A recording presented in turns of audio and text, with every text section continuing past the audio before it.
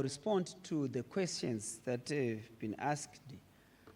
But I'm sure Honorable Ziambi has already responded in terms of the constitutional mandate of Treasury in terms of revenue collection and allocation, which is also precisely why we are here today, so that we deal with proposals, we deal with our bids, we deal with Treasury envelopes, and also for us to be able to explain a number of issues that are financially affecting the ministries that we run. Madam Chair, in terms of resource mobilization, as I've indicated, the first question came from Honorable Togarepi.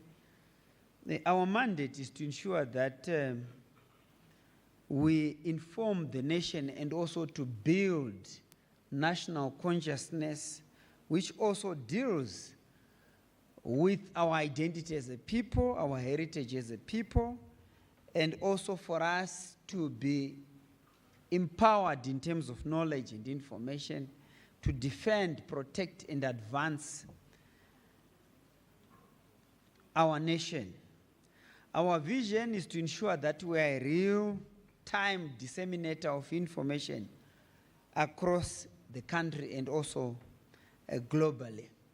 So as we journey towards Vision 2030, as we introduce policy and legislation, we've also taken care of domestic mobilization, which in the majority of cases requires Treasury concurrence. I'll give you an example, Honorable Togarepi, that the amendments that we introduced to Cabinet for the Broadcasting Services Act seeks to align the Broadcasting Services Act and the motor vehicle registration legislation in order for us to be able to deal with that legislative lacuna which has impeded the national broadcaster from collecting as much revenue as possible. So the alignment which has gone through cabinet committees, which we believe will be gazetted today,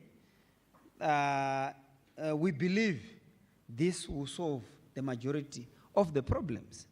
But now, what matters is now the egg and chicken theory. What starts first? But as we legislate, we also legislate in order to raise revenue in terms of domestic mobilization of national resources. By virtue of that amendment on its own, we will be in a position by utilizing the data which we collected from Ministry of Finance through census. It clearly defines that we have 1.2 million televisions in our country. It clearly also gives us data in that we have 1.3 million radios across the country. And when we analyze the data from Zinara, it's very clear that they generate plus in terms of motor vehicle registration. They register between 800,000 to 1.2 million vehicles for licensing, which means by amending this legislation, we automatically move the Zimbabwe Broadcasting Corporation budget from less than 20 million to plus 70 million in terms of the legislative and policy intervention. The second item to fund Zim Digital, which needs concurrence because this is a national resource in terms of funding Zim Digital, also includes the disposal of spectrum. We've discussed with the Ministry of Finance, Economic Development and Investment Promotion. And within a week, I think we'll bring in this document to Cabinet. Because what is most important is the media sovereignty of a country, the technological sovereignty of a country. The moment we allow Zimbabweans to be influenced in terms of information dissemination by other jurisdictions. We might be having a total of 16 million people in our country, but the information that they consume becomes a cultural bomb, which can contaminate the heritage, which can contaminate the way we see things and the way we make decisions in our country. So it is very important for us to be able to separate the constitutional and ministerial mandates that we have, in that the Ministry of Finance, Treasury's major responsibility is resource mobilization as well.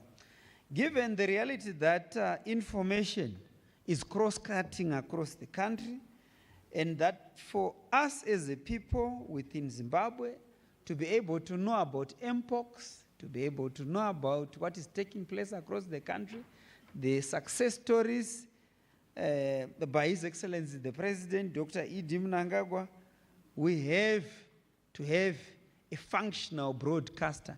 We have to have a functional signal carrier.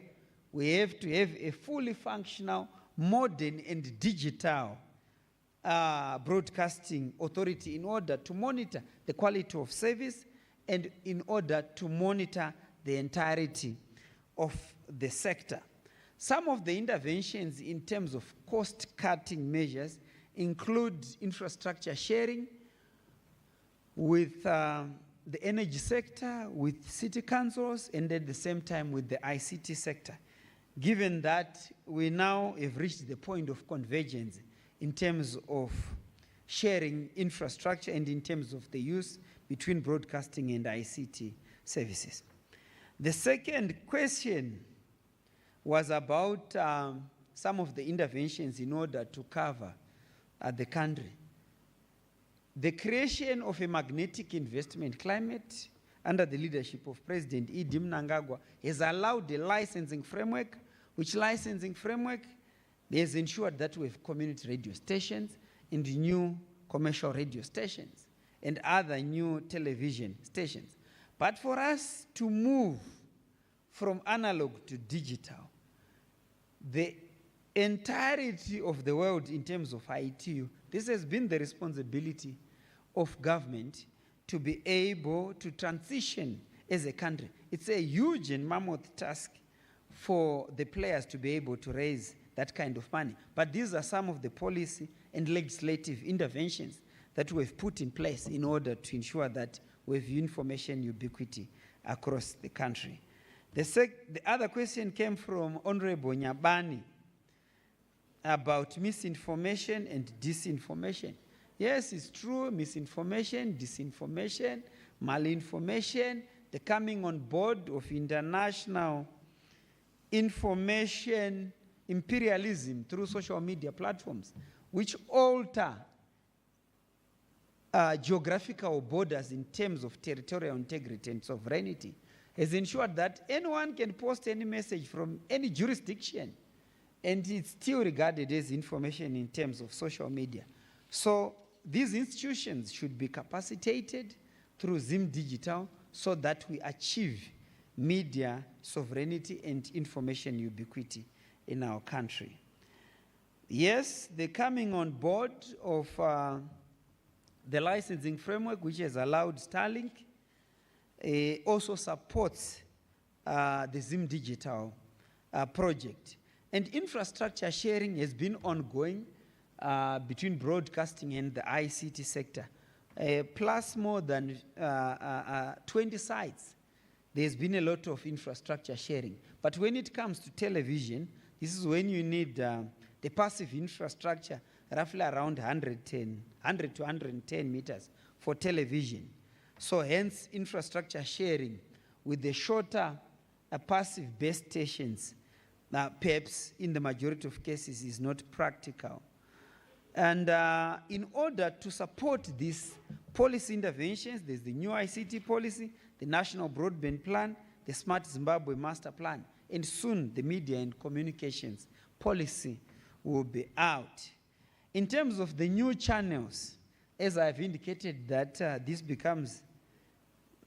is very important, and we've given numerical mandates to the current board of directors and the executive that we need new channels in order to ensure that we cover all sectors of the economy. And we believe that with the coming on board, if Parliament approves, passes the broadcasting services amendment that is coming to Parliament, this will be the game changer. This will support information ubiquity across the country.